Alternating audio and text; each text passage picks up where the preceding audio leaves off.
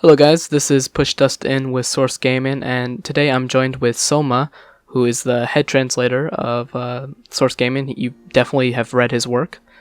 And today we'll be talking about Sakurai's opinion on the competitive community and how it's kind of evolved over the years. Yeah, I haven't been on a discussion before, or a podcast actually. You know, I just felt kind of weird because I'm the one providing the sources, so I felt like it would be weird if I was discussing the things that I was You were translating. trying to remove yourself. Yeah, a little bit. Also, it's like the times don't really match up, but yeah, I'm here now, so Yeah, I mean, I think it's you're the best person to have because you're the most active translator. yeah, that's true. Yeah. Okay, we can just get started. Do you want to start with Dragon King? Yeah, so I think the thing with Dragon King is obviously that it's actually called Dragon King the fighting game, right? So the goal is to make a fighting game, and I think with Sakurai he likes to kind of look at a genre critically and think, what can I do to make this more accessible but still keep it intact, more or less, right?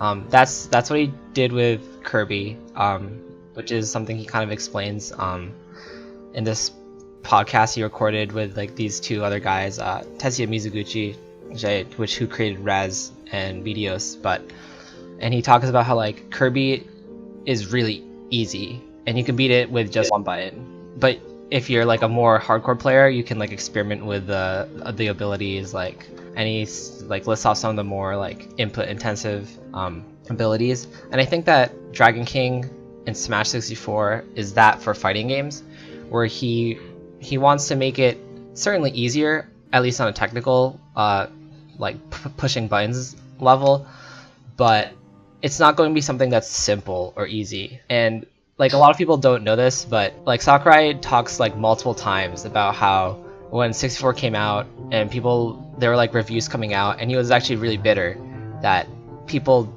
thought it was a simple game or just a party game, and he thought it was a legitimately complex game that could stand on its own, and he was people didn't understand that, and it made me mad, so Yeah, people weren't going in depth with it. He wanted people to kind of try to find these hidden secrets.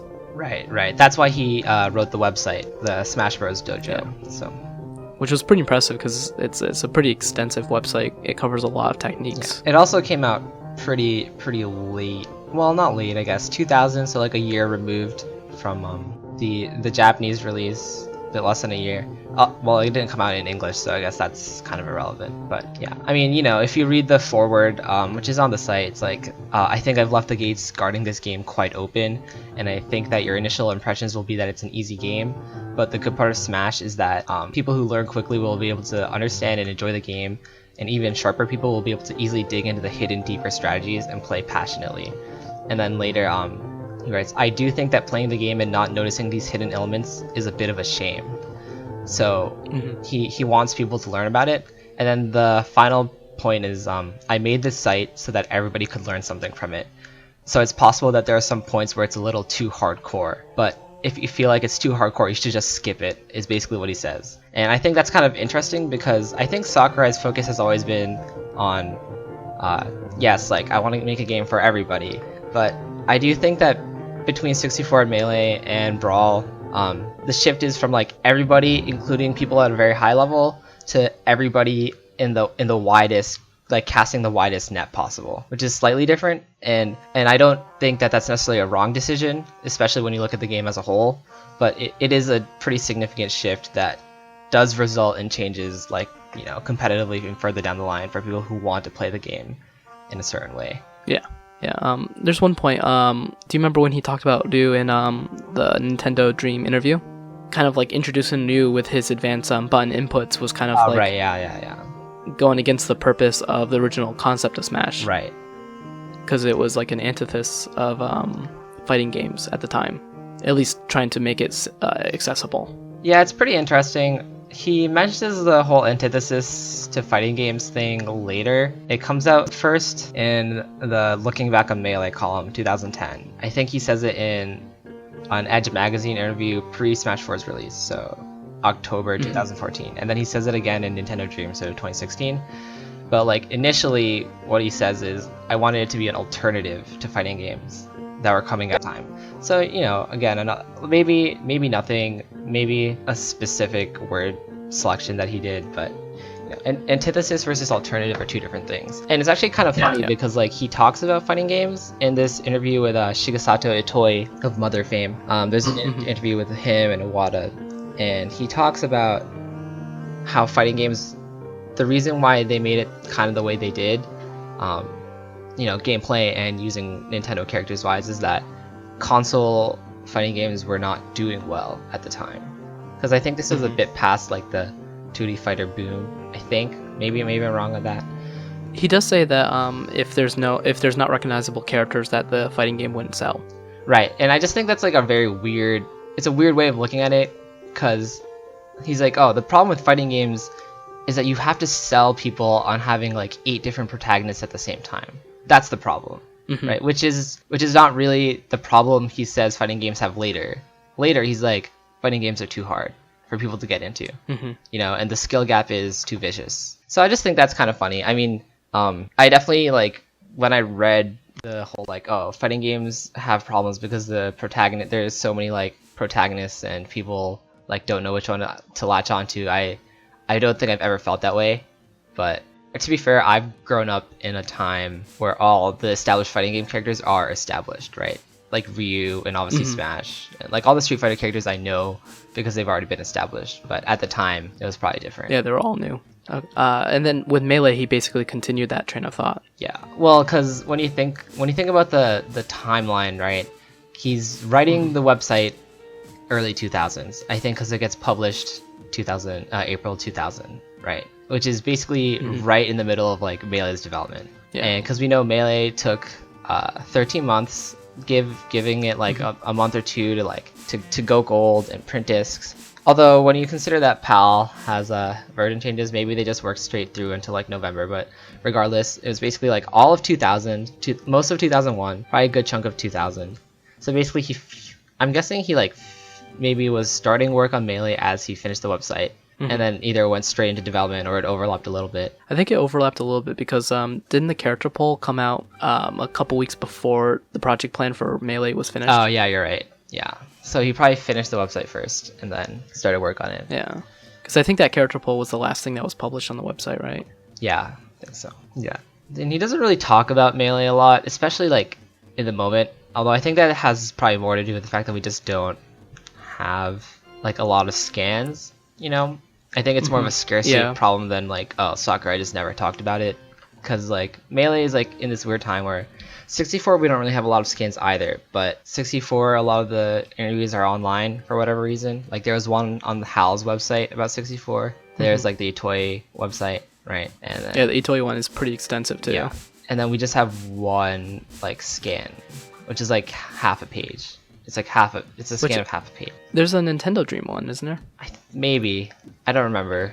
That's where the trophy battles came from. Isn't that for Melee? That's for Melee, isn't it? That's from. I believe that's from Melee. Yeah.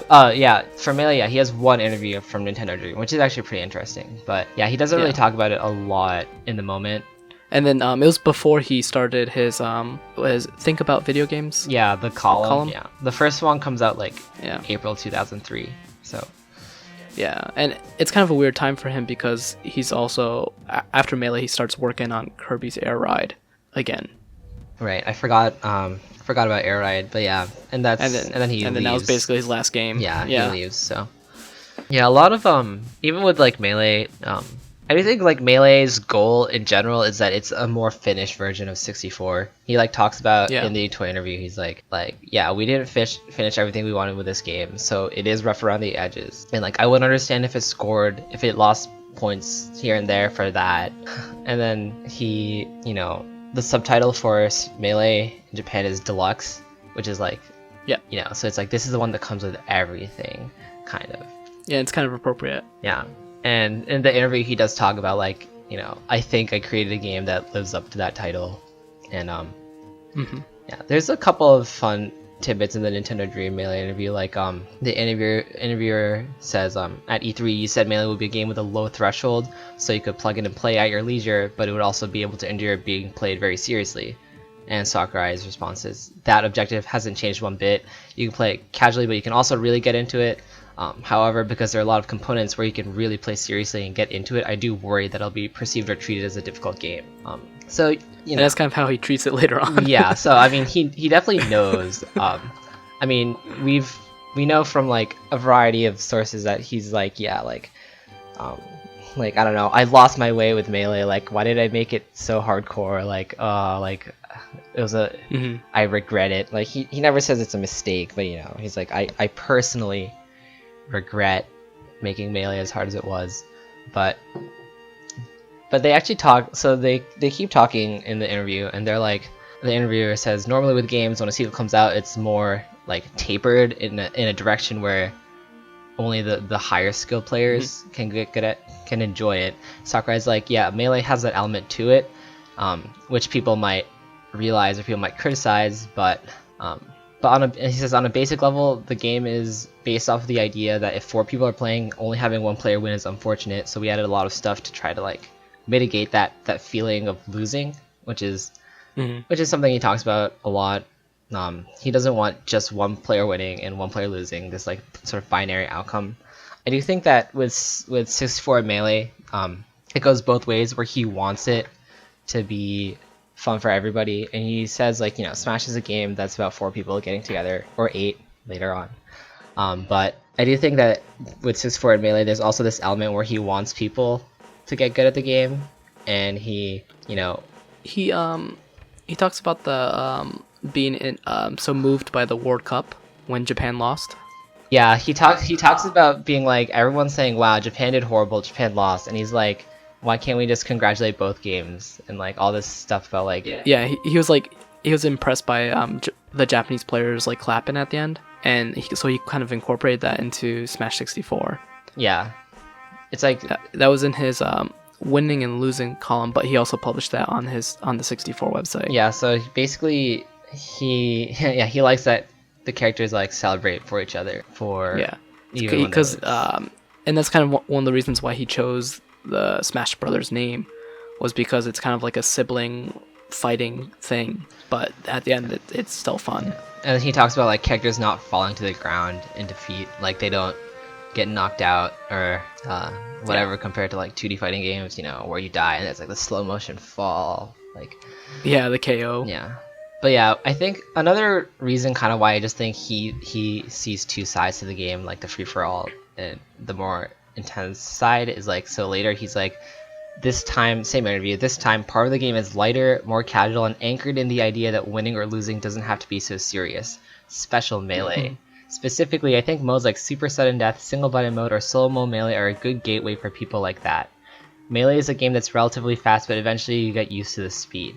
So it's like he's segmenting the game for like different players in different ways, which obviously already happens with items and so on, but this is just him being like, yeah, like you should play Special Melee if you're not super serious about the game. But one thing that he's always done is included the options.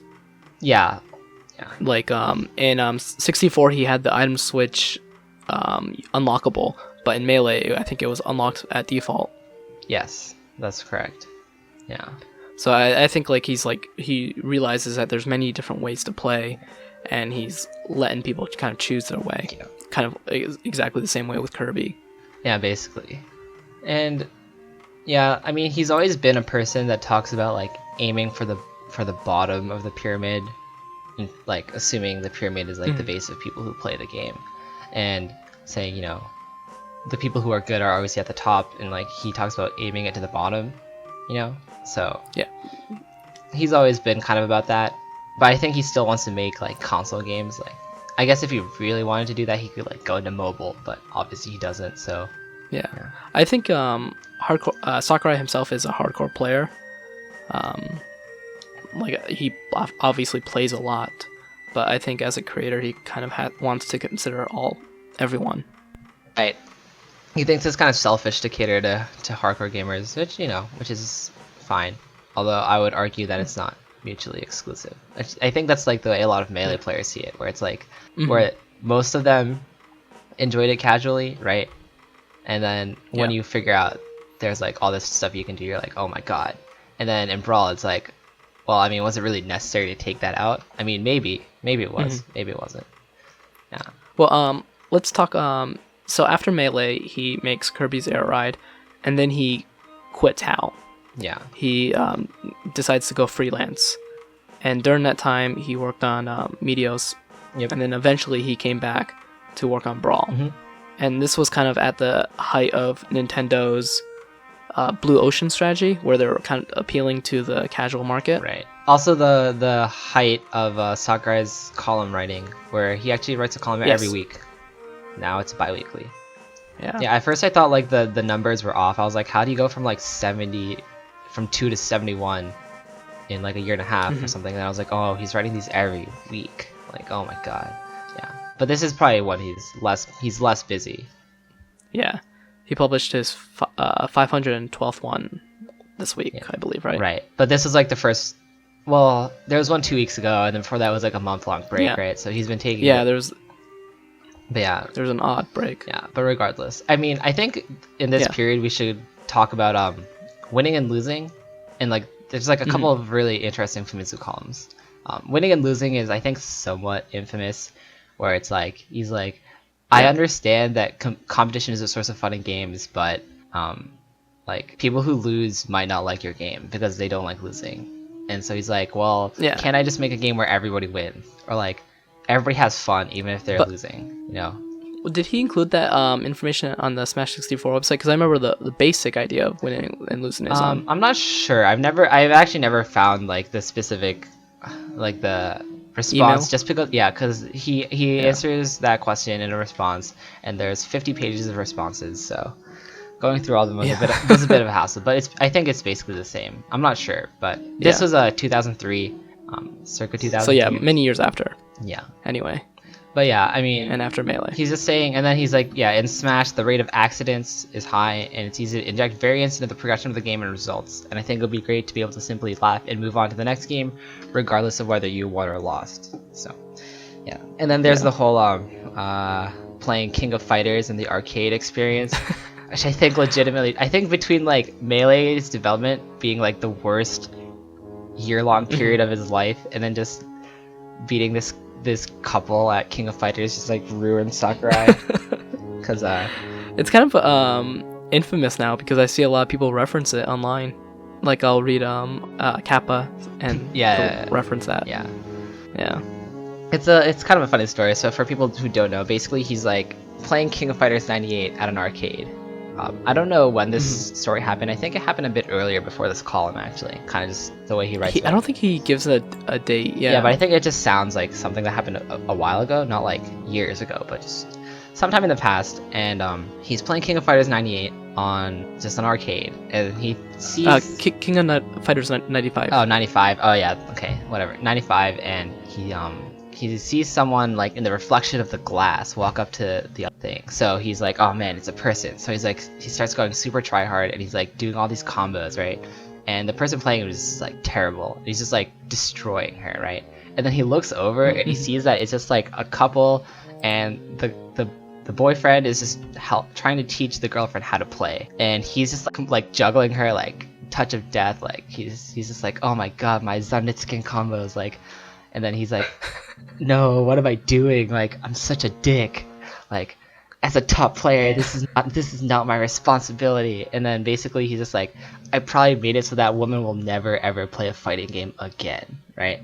And I think this experience is kind of what like leads into Brawl, or this like mentality is what leads into Brawl, where it's like, if top players have this access to like a wealth of repository of knowledge of how to do things that other players don't, and they just destroy them, like that is like the least amount of fun possible in playing a game, probably. Yeah.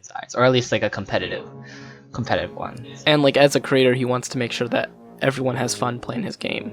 Right. And he's saying, you need to gently introduce the game to new players, but I think if you can't really expect all good players to be willing to introduce the game in that way, I think is his mentality. So he's basically, the response is, if I can't make people do that, obviously, then the next best way to ensure fairness is to just take away all the things you can do, right? It's like I made this analogy before, but it's like it's when you hold on, wait. It's like if you're playing Armada or like Mango or something, or like whatever, a top player, but you don't know anything about melee, or like you don't know anything about high level melee, right? Basically, you'll play them and you'll just be like, what happened to me? Like, you don't know what happened because they're doing things that you've never seen before. Or it's like, well, obviously Smash 4 has tech, right? But like a high level player could feasibly beat a low level player without using any advanced tech, and obviously they could do the same in melee too, but you just see more of that in melee. So it's like with melee, it's like I don't know what's happening because you just need to have that base level of knowledge to even compete. Like there are very few people that like don't know how to out cancel and wave dash and dash dance and like can still compete. There's like Borp, who's like a meme basically. Borp is actually good, but he's like the only person, you know. So, well, I'm sure there are more that I don't know about, just in the regions, but I mean, I think that's what he's trying to avoid. Yeah, and then, like I mentioned before, that he was also saw the rise of the casual players, because he writes about that in his Famitsu columns, about like Nintendogs and Brain Age introducing new people to games.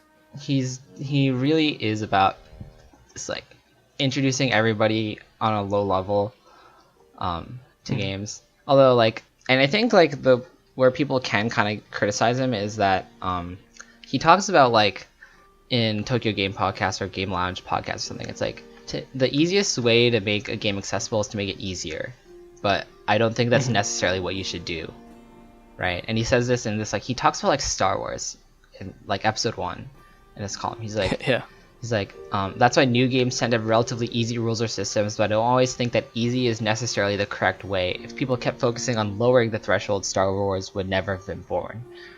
It's like some complicated Star Wars analogy that like he loops back to video games, which is kind of like a common pattern in his columns.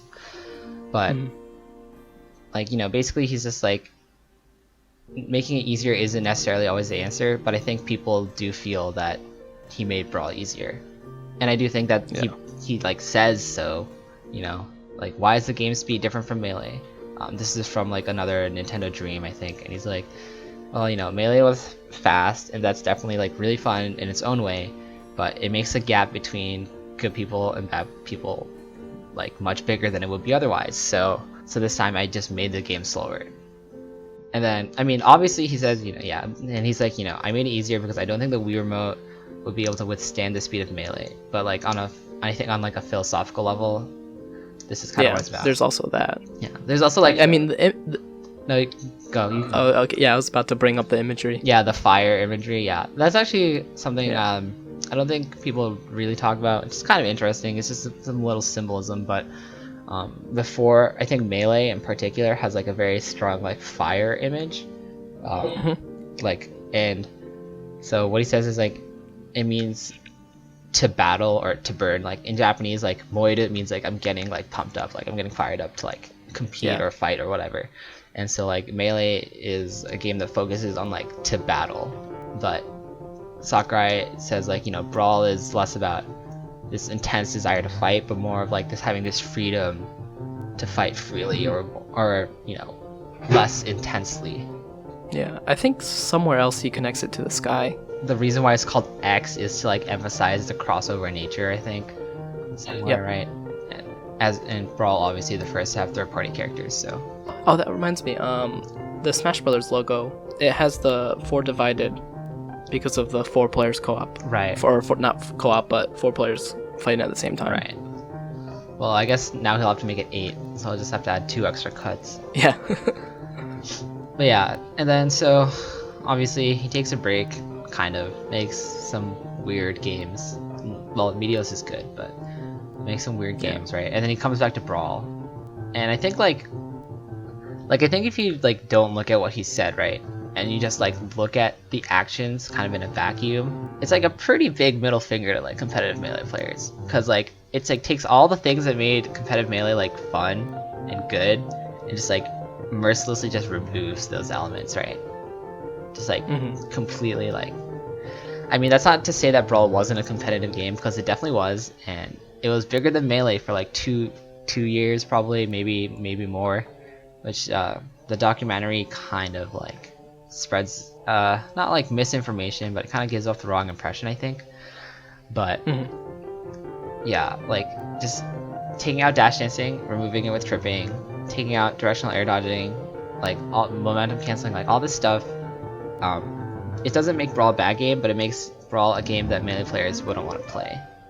You know, and I can understand being super pissed off by that, especially because people say like early builds of Brawl were more like melee, and then it ended up being. Yeah, but we haven't found any footage of that yet. I don't think we have, and you know, there's you could doubt those claims. Like some people were like, "Oh, L canceling isn't," but it was actually like kind of confirmation bias on the auto cancel windows. I think Brawl has like more lenient auto cancel windows. I've read that before. I'm not sure if it's true, but yeah. And you know, Brawl is like, you know, we don't have leaderboards because people will like look and see how bad they are at Smash, and I don't want people to feel bad. And that's something that he even talks about in Smash 4 Wii U. Yeah, the conquest stuff, 3DS. Right? Or like with the reverse rankings. Yeah, the reverse rankings. Like you just get better, you never get worse. Yeah. Yeah. So you never know how low you are, really. Who needs ladders? No one needs ladders. You know, that kind of thing. But you know, Brawl is Brawl. It has tripping, and he wanted to include like the broken equipment system, which like he literally says like it would put better players at a disadvantage. It's like that's not even that's not even like tripping where it's like everyone has a random chance of getting like screwed over.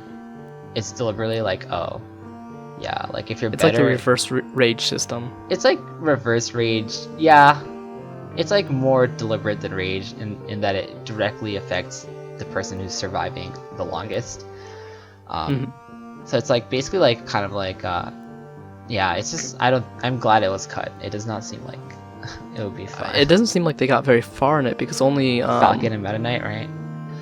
But yeah, well, and then you know later on Sakurai's like, yeah, you should enjoy Brawl and Melee separately.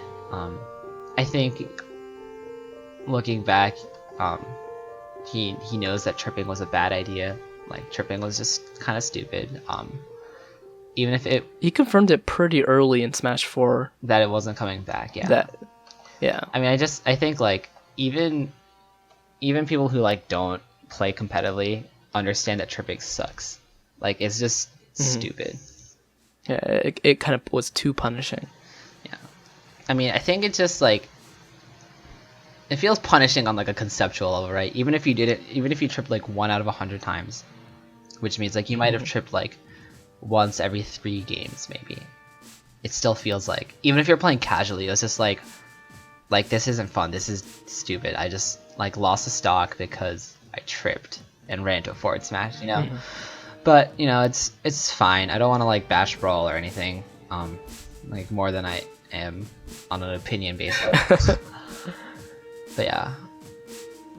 So yeah, so after Brawl, he actually does one thing is like he talks about Brawl online, and he's like, this guy's like, nobody ever attacks, they all like wait, and there were no items. And I was like, and the guy who's asking the question is like, this isn't how you play Smash. And he's like, what do you think of this? And he's like, the idea of Brawl's carefree brawling motto was to get rid of as many restraints as possible and allow people to choose whatever play approach they liked. I'd like people to take some freer approaches with their gameplay, but the sort of battle style you describe in your letter is not interesting or fun. So I just, you know, I'm not saying, you know, playing competitively isn't fun is fine, but like, I don't think it's the sort of thing any other developer would say. Like, I would be willing to say that Smash is probably like, among esports of its caliber, or even games of its caliber, probably the least developer-supported game ever. Like, ever. So, like, I've seen, like, other games that are, like, not nearly as big have, like, much bigger developer support. It just, like, makes me sad. But, you know. They did have some tournaments here and there for 64. Yeah, and they had, like, Space World tournaments and stuff, but it's, like, yeah, that was back when, like, it wasn't an esport, you know.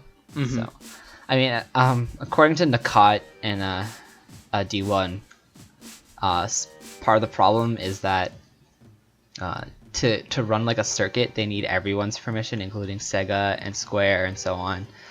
Oh, really? Yeah, I mean, I don't know if I necessarily believe him or even. I mean, he might have reliable information. Obviously, D1 knows a lot. Yeah. D1 responded. D1 would have the D1 connections. responded somewhat cryptically. So, but yeah, we'll see. We'll see. I don't really have any faith ever. So, Yeah. but yeah, okay. Let's just move on from Brawl. Brawl was Brawl. You know. Yeah, so after Brawl, he went to work on Kid Icarus Uprising, and then basically right before that Kid Icarus Uprising was finished, that's when Smash for Wii U and 3DS was started. And he chose Bandai Namco because of their experience with fighting games, and because they were a large Japanese studio. Shunning Capcom. Maybe they're working. Maybe they're working on Street Fighter 5. But yeah. Maybe. I think where's Capcom located?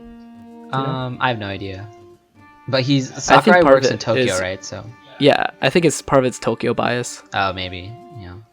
So, Sakurai, ever since he's left HAL, he hasn't really left Tokyo. Yeah. Yeah. And he's from Tokyo, I believe, right? Maybe. I'm not sure.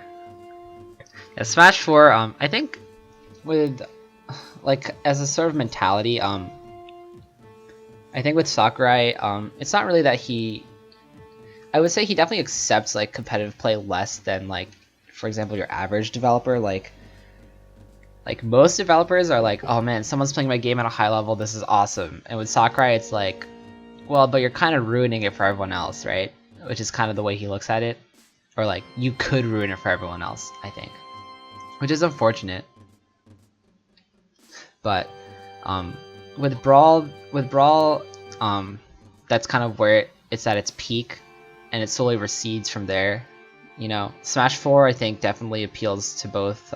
Not as much as I would like it to, but it definitely appeals to both.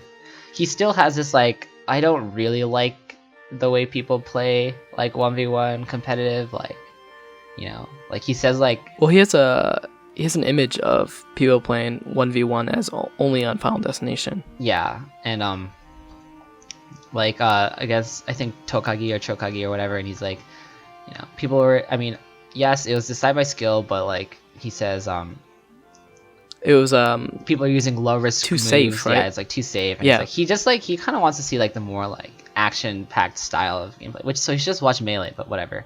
That was kind of a joke, but yeah. He I think he wants like the random bomb umps to blow up people and stuff like that. Yeah, and he said it was like a shame, I think, which is like kind of a tough. It was like a tough thing to translate in the first place, but I mean the word was zannen, which is like it's a negative word. It means disappointment or shame or like a waste or. That's too bad. Yeah, like it was too bad. Yeah. But you know, he admits it that, you know, maybe Brawl went too far. So like Smash 4 is a mix of Brawl and Melee. Yeah. Kind of after that, like in Melee and Smash 64, like Sakurai was like basically the head of the balancing team, right? And then you could say that. I don't think there was really much balancing like going on in general. Like he basically it was probably more debugging, right? Yeah, he basically just said like I was the only one who was like really balancing. I just like looked at the game overall and I was like, this seems right. Yeah. And then with Brawl, like, he had like a 12. A small team. He had a small team that he monitored. Somehow ended up being like having worse balance than Melee. Somehow. I don't know. And I think Meta Knight is like. Meta Knight slipping through the cracks is like one of the most inexplicable like Smash development mysteries of all time to me. Like, but yeah, whatever. Meta Knight is just so good, just like on a numerical, like kind of frame data level. But yeah, and then he upgrades like 16 people for Smash 4, and he's monitoring the online. He monitors the online for Brawl 2, but I think he just monitors win rates. So yeah. But with Smash 4, I think there's a difference between like the beginning of Smash 4 when it's released and just the column that you translated this week. Yeah, definitely. I mean, yeah, there's definitely a shift in mentality. Basically, the newest column is basically just like get good, like just adapt, which I think is funny. Yeah. I mean, Sakurai has always, he knows what a competitive like mentality is. Like he knows how to play games competitively. He just doesn't. He either just doesn't really accept it in Smash in particular, I think. Mm-hmm. So Because he was a competitive Street Fighter 2 player. yeah, he said he was good at Street Fighter 2. He was like, I used to like win like 50 matches in a row. Like I never got kicked off, like stuff like that. Yeah. So he knows what it's like. I just don't think he likes seeing it in Smash. Is all. I mean, I think at first it was just like a response to how hard games were at the beginning. Fighting games were at the beginning. Yeah. And then kind of later it becomes like less about how hard the fighting games are and how like just the idea of like winning, Like how fun and losing, and how fun those experiences are, which is kind of like Brawl. And then with Smash 4, it's like kind of a mix, you know. I mean, he's always been pretty kind of milquetoast about. He's been pretty, you know, kind of accepting of like Melee still being played.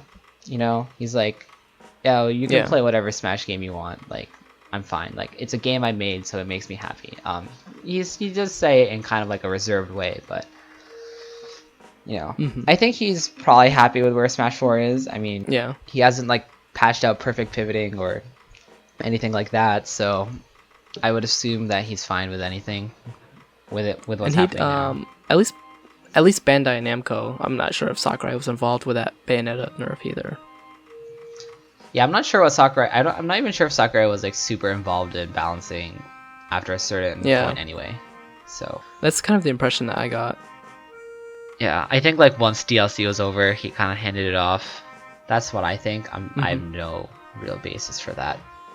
So he answers like this question about like Melee and Smash 4, like the esports, where he's like, I want to avoid a design where stronger players utterly dominate weaker ones. You know, I think that's... Was that from that question? Yeah, it was like a March... Your response? Yeah, it was like, Smash has risen in popularity as an esport. What do you think of the fact that it's popular? Yeah, but, and then later, he's just like... And then later, like this, literally last week, he's like, look, if you're not good enough at something, you just have to adapt. So, who knows what Sakurai's thinking? Who knows? Yeah. Yeah. I think it's gotten better, though.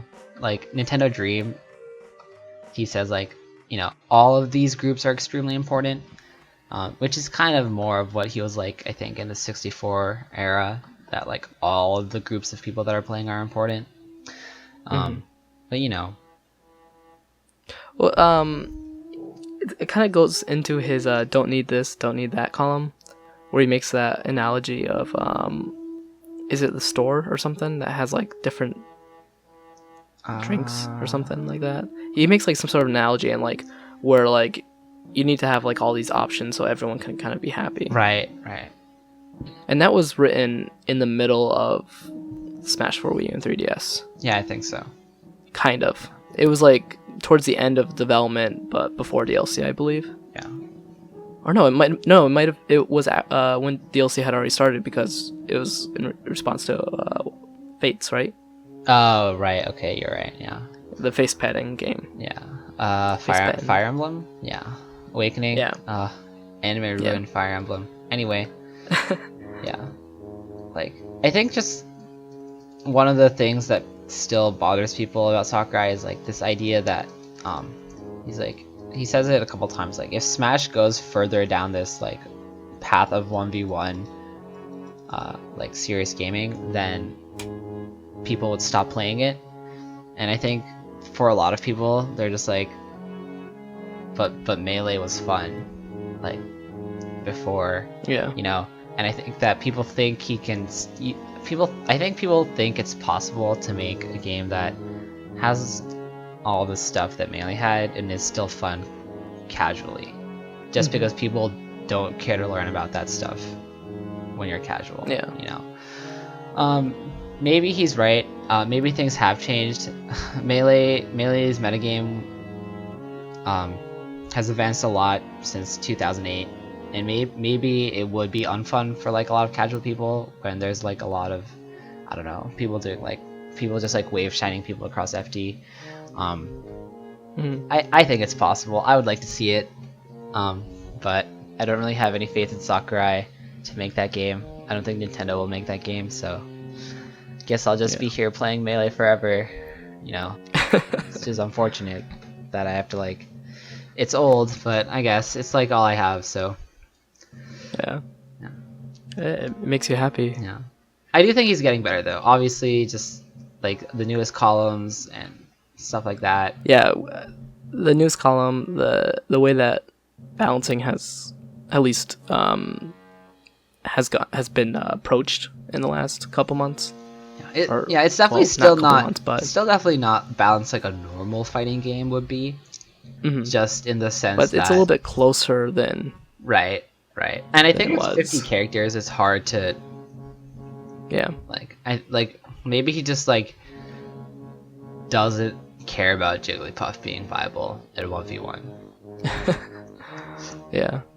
Like they just don't, or he just doesn't. Which Or Zelda. yeah, like you know those characters, he just doesn't care about them being viable, which is fine. Well, like he says in the act of balancing that he has to like consider a wide range of playstyles and players. Yeah, I think Jigglypuff and And Zelda he keeps on going. are bad He keeps in all game modes. he keeps on going back and back to Kirby's not hammer rock transformation, Stone Drop. It's like Down a move B. that's like, yeah, it's down B. Basically, it's great for beginners. I mean, I can understand that. I still think Zelda and Jigglypuff are just like bad in any game mode. Yeah. Like DDD, I think is good in free for alls, or Ike. Although, but in general, I think the characters that are good in 1v1 are also going to be good in free for alls. But maybe not like a character like Sheik, but Yeah. but you know, Yeah, because Sheik is like really good at rushing, and yeah, but it's also like a lot of low damage moves, so I Yeah. can understand. so Yeah, I guess all I want is Melee HD. That's all I need. We'll see. I mean, I don't know what Sakurai is working on. He's been very quiet, which is like abnormally quiet. yeah, a little which bit. is pretty interesting. Maybe it is Smash for NX. Maybe it's just like a new game. Maybe it's not. Who knows? I mean, they haven't announced the rest of the amiibo. Oh yeah, the Cloud Bayonetta Corrin. Yeah, they still haven't announced those. I think they're saving them for Smash for NX. That could this make point. sense.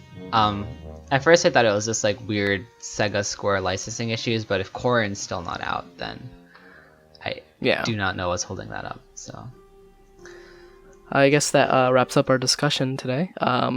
If you enjoyed this, then make sure you subscribe and like the video. Leave us a comment below on what kind of content you'd like to see from us in the future.